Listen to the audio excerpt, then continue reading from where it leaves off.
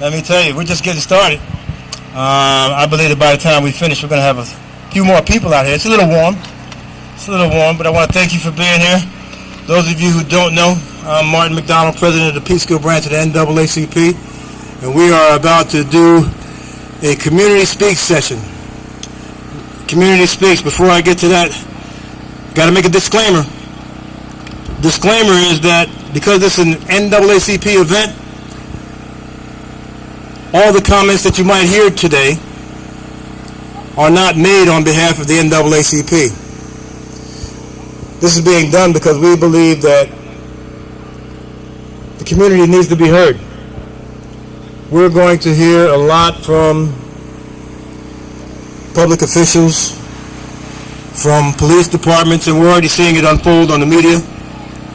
And we're not really hearing the voices of the people that are concerned about what has happened the past couple of weeks with Philando Castile and Alton Sterling and countless others that have been killed at the hands of the police. We got to figure out how to stop this. What are the problems? What are some of the things that, not the problems, how we're going to change this? I think we can. I think we have to start putting our heads together, but we have to hear from each other before it happens. The NAACP, we have a charge. Our mission is pretty much to ensure the political, educational, social, and economic equality of rights for all people, and to eliminate race-based discrimination. That is our mission. That is what we stand for. And so when we are faced with things like what happened today, and not today, but in the previous weeks with the police shootings, we're going to address that and give each person a chance to come up and just talk to us and just say how you feel. We got to hear from each individual on how you feel. Leo, I'm going to get to you in a minute, but I want you to come up and take the mic. Everybody's going to get about 2 minutes, maybe 3 minutes, to just say what's on their heart. And maybe that will lead to us coming to some type of solution or resolve on what we can do.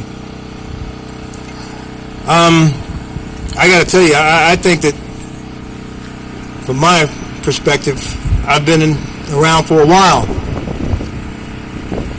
Years and years ago, maybe 25, maybe close to 30 years ago, was involved with a group in Ossining, down the road a piece. And there was a young man in Austin that got shot down and killed by police 30 years ago. Instead of de-escalating the situation, it escalated. Young man supposedly had a gun, got shot, was surrounded, was giving up. And as he was giving up, somehow he got shot 6 or 7 times by police officers with their guns drawn. Community was outraged. Now the script began to play itself out. Here's the script that they ran 30 years ago, and it's happening now. Everybody remain calm. Remain calm. We're going to get to the bottom of this. Community was outraged, upset. We want justice. No justice. No justice. We don't get no justice. You don't get no peace. We were going back and forth with that. We went to village board meetings and stopped the meetings. And they said, no, calm down. We're going to get to the bottom of this. I promise you, we're just as upset as you are. We don't tolerate that type of behavior in our police department. This is the script 30 years ago. We're going to get a special prosecutor to look into this case. The district attorney back then, Janine Pirro, was going to get to the bottom of it at all costs. They even brought in a special investigation from the FBI. Now we're starting to feel like, okay, we're getting somewhere. We're going to get to the bottom of this. Months go by. Then they come back to us. Grand jury finds no charges are going to be filed against these officers. That was 30 years ago. Seems like that same script is being played out now. It happened, today is the 1-year anniversary of the death of Eric Garner. 1 year ago today, he got choked out and died selling cigarettes on the street That's no justice. Everybody got away with it. So I understand why some people are frustrated. I'm frustrated.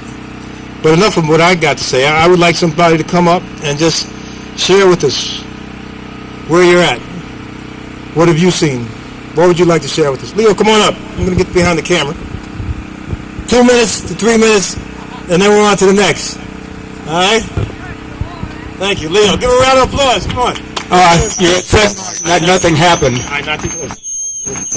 You had said nothing happened. I just wanted to tell you, in case you hadn't caught it, in Baton Rouge, 3 policemen have been killed and 7 have been wounded. A race war has already started in Dallas. A race war has started in Baton Rouge. We've got to stop it. Now, first thing I want to say, and this is very much on my heart, God created us all human. It is man who divided us into races. And we've got to stop this racial designation. I've been fighting it for 50 years in the following way. When the census comes out, there is only one purpose of the census, to enumerate the people so they allocate the electoral votes throughout the states.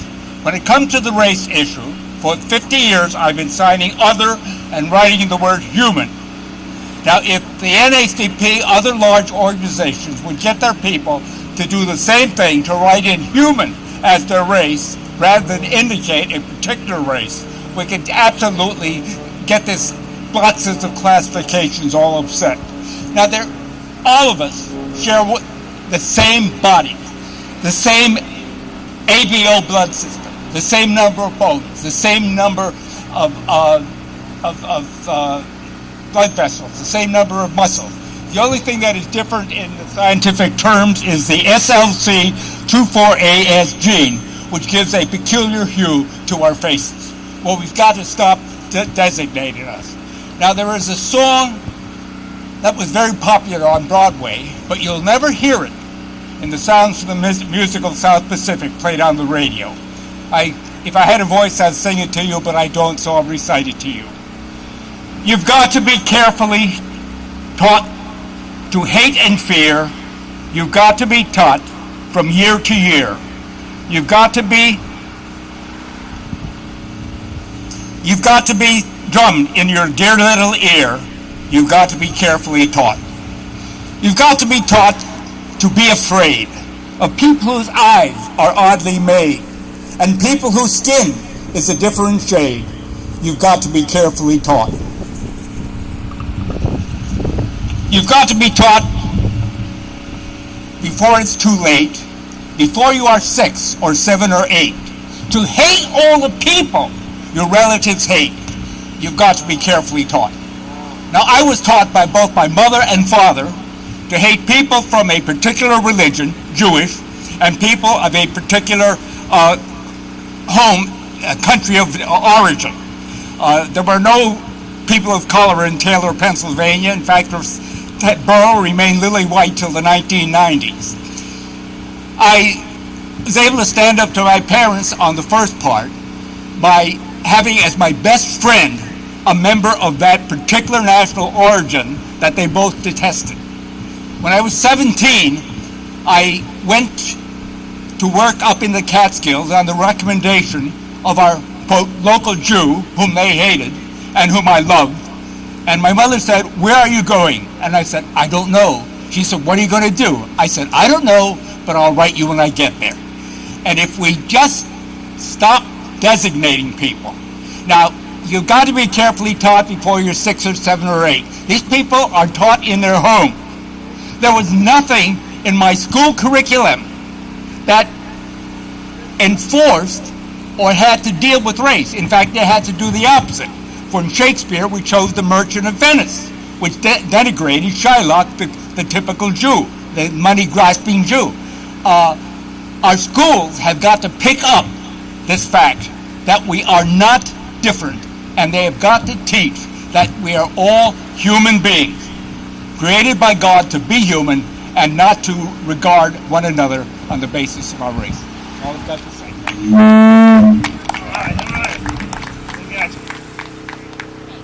Thank you, Leo. Leo is a member of NAACP, which reminds me that we're looking for people to join us. Leo is part of the solution. Leo has been helping out in our economic development. He's been volunteering at our membership booth over at the farmers market, and it's just great. That's right, give it up for Leo. We want people to be active, become involved, be active. That's part of how we're going to resolve this. And man, I know it's hot on this stage, but I sure would like a couple of people to come up and share what's on their mind. Come on up, please. Sorry, brother, I forget your name, but I know you're from the Refuge Church, right? Actually close. Darryl Banks, thank you. Give him a round of applause. Down. Listen, for real. Trying to start some energy. Energy starts with the community. I don't know if you've seen the flyer that went out, but there was the last line in the flyer. It says, you can't have community without the word unity. We got to have unity. So when people are coming up sharing, show them some love. That's what this is. This is love. Might be a little angry, but we can get to love at some point. But let's share with one another. Let's give it up. Give it up for my man. There we go. All right. Thank you for those rounds of applause. I just want to say that I've been a resident here in Peekskill for, I think about 18, 19 years. And in that time, I came up from the Bronx with my 6 sons and my wife. And of course, I raised these 6 boys. I got the American dream. I'm a veteran, you know. And one day, one of my sons came home and he said, Dad, he said, you know, I was stopped right over here on Main Street. I think it was 9 o'clock at night. And he was put up against the car. He was frisked, and other police were called. And he was home at the time from college. As a matter of fact, he played on the Peekskill basketball team with the legendary Mookie Jones, and they won these series of championships. And he came down to Cali Center to see one of his coaches. And I said, well, what did you do? What happened? And he said, I don't know what happened. All I know is they said I was acting suspiciously. So I said, okay, I'll tell you what. On Monday, we'll go to the precinct. We'll file a report. Let's see if we get to the bottom of this.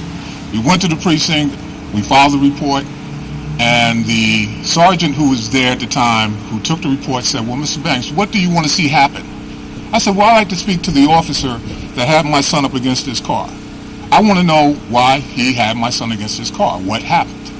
Okay, so about a week later, we met with this officer. And I'm only telling you the truth. He was a 6'5", blonde hair, blue-eyed officer in uniform. And when my son and I walked in, there was another officer of color there, and there was, I believe, a captain. And we shook hands, but I can sense a little attitude from this gentleman right off the top. So we sat down as men and we spoke, and I introduced myself to him like I'm introducing myself to you. And we basically said, why was he stopped? What was he doing that he looked like he was doing something suspicious? And what the police officer said was, he was on top, I think the cable vision here, he was on top of the parking garage there, looking down. And my son was walking by, and the police officer said, you were being suspicious because you were looking at me. Why were you looking at me? My son said, because you were looking at me. Why were you looking at me? So we all had a good laugh, including this officer. So we chalked it up to, okay, it's one of those things, no one got hurt, you know. But what he said next is indicative of some of these bad officers. We shook hands as men. On our way out, he said, hey, I'm not going to say my son's name, okay? But he said, hey, I just want to let you know, because you came down here today with your dad, we're not boys. If I see you doing something suspicious again, I'm going to put you up against the car, search you again, just so that you know. My son is now boiling mad, and I'm like, okay, hold on a second. I said, officer, seeing as how we're talking candidly here, okay? The next time you or any of these police officers put him against his car and he's not doing anything wrong, we'll be back down here with Channel 12 News, Daryl Davis, and so on and so forth to find out why you have a problem with black youth looking at you. So of course, the son is mad. We walk home, and I'm telling him, look, this is the system. This is the way that you have to do things. And I'm going to wrap it up by saying, I think that every law enforcement officer should have a webcam. That's the only way that they're protected, we're protected. You get to the bottom of the truth of what's happening out here. These cell phones that are out here I mean, I can go on with endless stories, but the bottom line is video does not lie. Thank you. Thank you, Brother Banks. Thank you for that. Thank you for sharing that. Sorry for what has happened. Yeah, go ahead. Drop that a little bit. Yeah, got a problem. Got a problem. Things like that. We need you to join the NAACP, Mr. Banks. Be a part of our criminal justice department. We got some answers. I think that we have some answers. We want to hear the complaints so that we can try to answer them. Just to talk about it and blow our steam, that's not enough. I tell you, a week ago, people were incensed.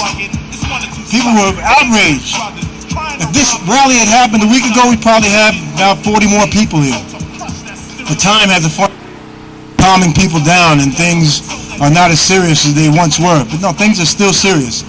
And we need to keep up the pressure, keep up the momentum, and find our way to a solution. Find our way to uniting, to becoming one, and being able to address some of these issues. Our criminal justice chair, he's not here right now, but I think he's an excellent person to lead that. We got a meeting coming up tomorrow, as a matter of fact. I see Dr. Sales here. Dr. Sales is a member, and he also is part of a lecture series that we are doing with the Peekskill Presbyterian Church. And on tomorrow evening at 7:30, we're having a community forum. Community forum is going to include the police chief, our criminal justice chair, a couple of other people in the community. I think we even have Damon K. Jones, member of Blacks in Law Enforcement, going to come to this and speak to the community and try to hear from the community and how we can address this issue, because it's got to stop. I mean, I don't know, maybe I'm not doing enough. You're not feeling my anger or my frustration, but I feel it when I get phone calls from parents, mothers particularly, that are saying, you know what, Martin, I'm scared. I don't know. I feel it when I got to have a conversation with my 13-year-old son, Leo. And why do I have to have this conversation with my son, my 13-year-old son? Why does Mr. Banks have to have his son thrown up against a car, go in, you try to make amends, you walk away, you think things are all right, and then somebody has to just get one more little dig in. Maybe they need to be out here as well, so we can hear from them. Because we got to get to the bottom. It's got to stop. It just can't keep going on. I said it's got to stop. This is the village. When we agree on something, give it up, all right? It's got to stop. And we got to be the change agents that are going to make the change come about.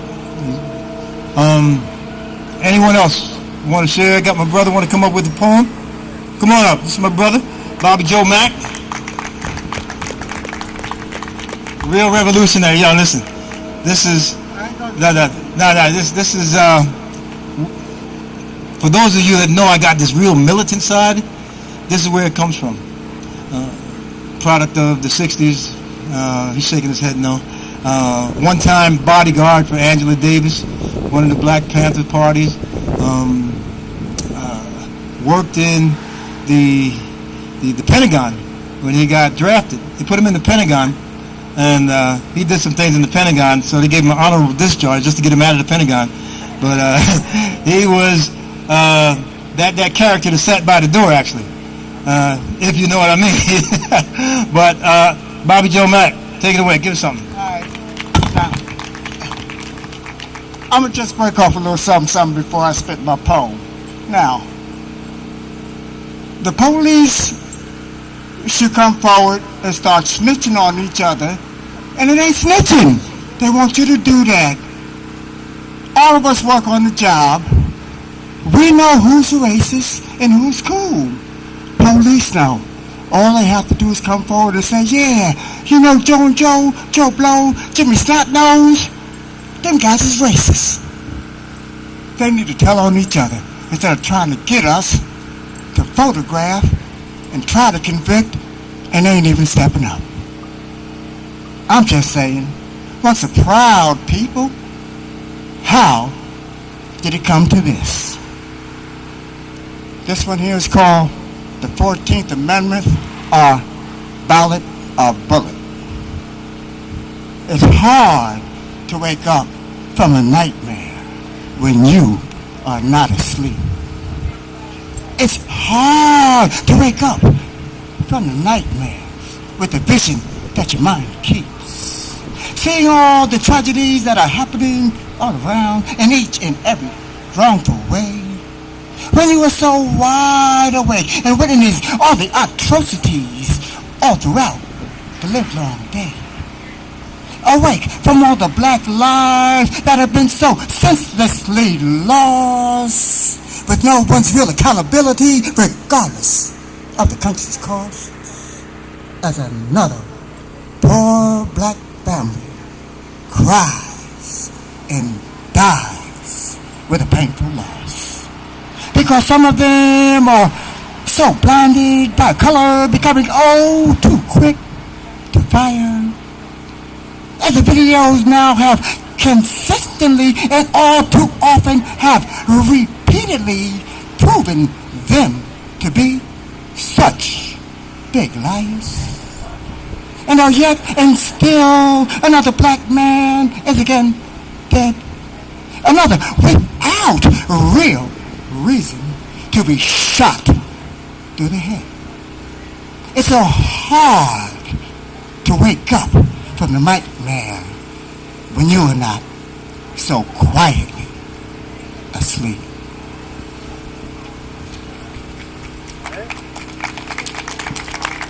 This one is called Broken Blue Line or What the What?